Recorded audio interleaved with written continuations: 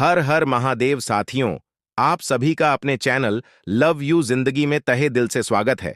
आप सुन रहे हैं तुम मेरी जिंदगी हो का नवा भाग। मना किया था ना चिल्लाने से, लेकिन क्या मजाल कि तुम एक बात सुन जाओ। साहिर ने गुस्से में दांत दबाते हुए धीरे से लेकिन कड़ी आवाज में कहा। दर्द और गुस्सा सब एक साथ जिंदगी के ऊपर निकल पड़ा था और जिंदगी के आंखों से बेहिसाब आंसू।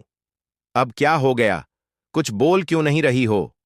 साहिर ने जिंदगी को परे हटाकर बाहर निकलने के लिए अपने कदम बढ़ाने चाहे तो उसकी नजर जिंदगी के चेहरे पर पड़ी। साहिर का दिल एकदम से कटकर रह गया। वह जिंदगी को रुलाना तो क्या, उदास भी नहीं करना चाहता था, लेकिन गाहे बगाहे जिंदगी के सामने उसकी कड़ी आवाज निकल ही आती थी। अब यह उसकी शख्सियत का ही हिस्सा थी, जिसको एकदम से छोड़ देना उसके लिए मुश्किल ही नहीं नामुमकिन था। उसने धीरे से बाएं हाथ से जिंदगी को अपने नजदीक करते हुए अपने में फिर से समेट लिया, जबकि उसका दाहिना हाथ अभी भी जिंदगी के हाथों में था। अरे यार, अब मैं क्या करूं? यह तो मेरी आदत है। तेज आवाज निकल ही जाती है और तुम हो जो कि आंखों में टंकी चालू किए बैठी रहती हो। कुछ बात हुई नहीं कि बस गंगा जमुना की अविरल धारा बहनी शुरू हो जाती है। साहिर जिंदगी को मनाते हुए कहा, लेकिन जिंदगी कुछ भी नहीं बोली। जिंदगी, मेरी तरफ देखो। अब इसमें इतना क्या नाराज होना? मान रहा हूं ना कि गलती हो गई है। I am sorry. मुझे इतनी ऊंची आवाज में बोलना नहीं चाहिए था, साहिर ने कहा। लेकिन जिंदगी को साहिर की बात कहां सुनाई पड़ रही थी। उसने तो जब से साहिर के हाथ का जख्म देखा था, तब से आंख, कान, नाक, दिल सब कुछ काम करना बंद चुके थे। पता नहीं दिल धड़क रहा था या अभी वह भी बंद हो चुका था। साहिर ने जब उसे बिल्कुल शॉक्ड कंडीशन में देखा तो उसे उसका दिल रुकता हुआ महसूस हुआ। उसे लगा कि अचानक से उसकी तेज आवाज के कारण जिंदगी बिल्कुल सदमे में चली गई है। अच्छी तरह से जानता हूं कि इसे तेज आवाज तो क्या, दूर होती हुई बहस भी डरा कर रख देती है। फिर भी मैं इसके सामने गुस्सा कर देता हूं, कहीं इसे कुछ ना हो जाए। साहिर की तो अब सांस ऊपर नीचे होने लगी थी। उसने धीरे से जिंदगी को हिलाया। जिंदगी, तुम ठीक तो हो ना? साहिर के हिलाने पर जिंदगी होश में आई और उसने अपना सर हां में हिला दिया, पर अभी भी उसकी आंखें साहिर के जख्म को ही देख रही थीं। राणा सा, बहुत दर्द हो रहा है क्या? जिंदगी ने हल्के से पूछा। उसके हाथ साहिर के जख्म की तरह बढ़ना चाहते थे, लेकिन बढ़ नहीं पा रहे थे। ज्यादा नहीं लगा है, पर तुम परेशान क्यों हो रही हो? आपको इतना बड़ा जख्म कैसे लग गया राणा सा? बहुत दर्द हो रहा होगा ना? साहिर के सवाल के जवाब में जिंदगी ने धीरे से पूछा। साहिर ने जिंदगी का चेहरा देखा और फिर हाथ पर लगे हुए जख्म को। इसकी वजह से रो रही हो? साहिर ने जैसे कंफर्म करने के लिए पूछा। भगवान जाने कैसे इतना बड़ा जख्म लगा लिया। यह तो लग रहा है जैसे किसी नुकीली चीज से काटा हुआ है। चलिए राणा सा, हम हॉस्पिटल चलते हैं। मैं प्रेम काकोसा को गाड़ी निकालने के लिए बोल रही हूं। अब जल्दी से अपने कपड़े पहन लीजिए। हम अभी हॉस्पिटल चलते हैं, या फिर मैं डॉक्टर को फोन करके बुला लेती हूं। एक टेटनेस का इंजेक्शन लगेगा, जिंदगी तेजी से बोली। साहिर ने जब जिंदगी की बात सुनी तो अपना सर पीट लेने का दिल किया। मेरी बात ध्यान से सुनो जिंदगी, मुझे कुछ नहीं हुआ है। कैसे कुछ नहीं हुआ है? इतना बड़ा जख्म लगा है और आप कह रहे हैं कुछ नहीं? ये देखिए, तो अभी भी इसमें से खून आ रहा है। जिंदगी साहिर का जख्म छूने से भी डर रही थी। उसे डर लग रहा था कि अगर गलती से भी उसने छुआ तो साहिर को और ज्यादा दर्द होगा। वह साहिर की बाहों से निकलकर बाहर जाने लगी कि साहिर ने उसका हाथ पकड़कर बिल्कुल अपने में खींच लिया। उसकी कोई जरूरत नहीं है, आओ मेरे साथ। साहिर ने उसी कंडीशन में उसे अपने साथ लेकर बैठक आया और खुद बेड पर बैठ गया। जरा मुझे फर्स्ट एड बॉक्स का डब्बा देना, साहिर ने बेड पर रखे हुए कपड़े से ही अपना जख्म दबाते हुए कहा। अपना तौलिया तो उसने पहन रखा था और सामने कुछ नहीं मिला तो जिंदगी के सूती दुपट्टा से ही अपने जख्म पर दबा दिया। जिंदगी जल्दी से डावर में से फर्स्ट एड का डिब्बा लेकर आई। हां, हम इसकी हल्की फुल्की पट्टी अभी कर लेते हैं, उसके बाद डॉक्टर को दिखा देंगे, वरना डॉक्टर के आने तक काफी खून बह जाएगा, जिंदगी ने डब्बा खोलते हुए कहा। चलो, कुछ तो तुम्हारा दिमाग काम किया। वरना मुझे तो लगा था कि इस जख्म को देखकर ही तुम्हारे दिमाग ने काम करना बंद कर दिया है। साहिर ने हल्के फुल्के अंदाज में जिंदगी का मजाक उड़ाया, जिसको सुनकर जिंदगी ने मुंह बना लिया। इतना चोट लगा है ना, जाने कितना दर्द हो रहा है, तब भी आपको मजाक ही सूझ रहा है, राणा सा। अरे तुम्हें क्या कहूं, चोट मुझे लगी है, दर्द मुझे हो रहा है और आंसू तुम्हारे आंखों से निकल रहे हैं। पागल लड़की! साहिर ने जिंदगी के सर पर हल्के से टैप करते हुए कहा। आपको समझ में नहीं आएगा, आप एक नंबर के निष्ठुर हो। जिंदगी की बात सुनकर साहिर मुस्कुरा दिया। साहिर ने अपने जख्म से दुपट्टा हटाया। ओह नो, तुम्हारा यह खूबसूरत दुपट्टा, हाय रे हाय, ये तो बर्बाद हो गया। साहिर ने जिंदगी के अंदाज में उसको चिढ़ाते हुए कहा। आपको दुपट्टे की लगी है, मैं दूसरा दुपट्टा लेकर आती हूं। सूती कपड़े से खून का दबाव अच्छे से रुक जाता है। हटाइए इसे, मुझे जख्म देखने दीजिए। जिंदगी के जवाब पर साहिर ने समझने वाले अंदाज में मुंह बनाते हुए सर हिलाया। इतना तो समझ में आ रहा था कि जिंदगी के लिए साहिर इतनी इंपॉर्टेंस रखता है कि उसके आगे उसके फेवरेट दुपट्टे भी कोई मायने नहीं रखते। वरना अगर अब तक अर्जुन ने उनसे अपना जूता साफ किया होता तो वह जूता अर्जुन के सर पर चल गया रहता, या फिर बाहर मिट्टी में मिट्टी खा रहा होता। अच्छा बाबा, देख लेना, केवल जख्म क्या, पूरी तरह से मुझे देख लो, तुम्हारा ही हूं।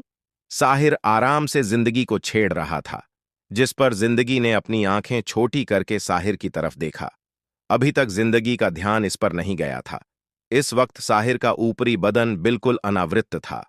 गले में बस एक सोने की चैन में एक मुखी रुद्राक्ष लटका हुआ था और नीचे उसने केवल टावल बांध रखा था। जिंदगी का दिल तेजी से धड़क गया। उसने तुरंत अपनी निगाहें नीची कर लीं। मुझे बाद में अच्छे से निहार लेना, जिंदगी रही तो बहुत मौके मिलेंगे। साहिर अब जानबूझकर जिंदगी को परेशान करने के मूड में आ गया था कि कम से कम जिंदगी का दिमाग इधर उधर उलझे तो उसका रोना बंद हो। जिंदगी रही तो का क्या मतलब है? वह उठकर खड़ी हो गई थी। जिंदगी साहिर की उल्टी सीधी बातों से बहुत चढ़ती थी।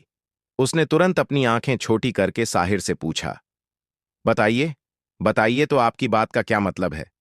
आप उल्टी सीधी बातें करना छोड़ेंगे नहीं? मैं अभी जाकर मम्मी को लेकर आती हूं। मुझे क्या पता, इस तो का क्या मतलब है? मेरी जिंदगी तो मेरे सामने है। साहिर ने जिंदगी का हाथ पकड़कर उसे दोबारा अपने पास बिठाते हुए कहा। छोटी मां सा से कुछ मत कहना, वह बहुत परेशान हो जाएंगी।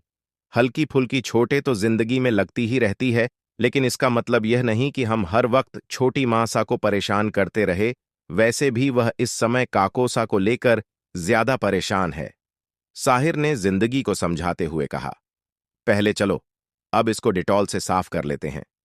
साहिर ने अभी अपने जख्म को देखते हुए कहा था कि जिंदगी ने कॉटन में डिटेल भिगोकर उसके सामने कर दिया था। साहिर ने जिंदगी के हाथ कॉटन लिया और धीरे धीरे जख्म साफ करने लगा, लेकिन डिटॉल खुले जख्म पर बहुत तेज लग रहा था। साहिर को जब्त करना मुश्किल हो रहा था। जिंदगी ने जब साहिर की कंडीशन देखी तो तेजी से उसके जख्म पर फूंक मारने लगी और धीरे से दूसरा कॉटन डिटेल में भींगो लिया। राणा सा, आप रहने दीजिए, आपको दिक्कत हो रही है, मैं अच्छे से कर लूंगी, जिंदगी ने कहा। पक्का कर दोगी ना? साहिर ने पूछा। साहिर के दाहिने हाथ में जख्म लगा था और बाएं हाथ से उसे कुछ भी करने में परेशानी हो रही थी। क्योंकि साहिर अपने अधिकतर काम दाहिने हाथ से ही करता था, इसलिए उसका दाहिना हाथ ही चलता था, लेकिन जिंदगी की हालत को देखकर वह उससे हेल्प लेने में भी सोच रहा था। हाँ हाँ कर लूंगी, जिंदगी तेजी से बोली। तो ठीक है, तुम ही कर दो, आराम से करना, वरना मुझे तो लग रहा था कि मुझसे ज्यादा तुम्हारी ही कंडीशन खराब है। साहिर ने अपने हाथ का कॉटन फेंक दिया। जिंदगी बिल्कुल साहिर के बगल में बैठ गई और धीरे धीरे साहिर के जख्म को साफ करने लगी। बीच बीच में वह डिटॉल की सिहरन को फूंकते हुए शांत करती भी जा रही थी, पर खुद उसकी आंखों से अभी भी आंसू बहाना नहीं रुका था, जबकि साहिर तो अपने दर्द में उसको इस तरह से परेशान होते हुए देखकर खुद अपना सारा दर्द भूल गया था। साहिर ने बीच बीच में जिंदगी के चेहरे पर आए हुए बालों को हल्के से किनारे किया और उसके आंसू भी साफ किए।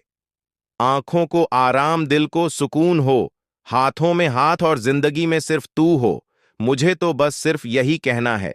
जिंदगी, तुम मेरी जिंदगी हो। साहिर बेखुद सा जिंदगी को देख रहा था और इस वक्त उसे कोई भी डिस्टरबेंस पसंद नहीं था और जिंदगी का पूरा ध्यान साहिर की चोट पर था और उसे भी अपने इस काम में कोई डिस्टरबेंस पसंद नहीं था। राणा सा रहने दीजिए, मैं ठीक हूं, पहले मुझे ढंग से कर लेने दीजिए। साहिर मुस्कुरा कर रह गया। जिंदगी ने सावधानी से जख्म साफ किया, उस पर ट्यूब लगाई। जिंदगी ने एक पेन किलर निकाला और फर्स्ट एड बॉक्स का डब्बा बंद करने के बाद पानी के साथ साहिर की तरफ बढ़ा दिया।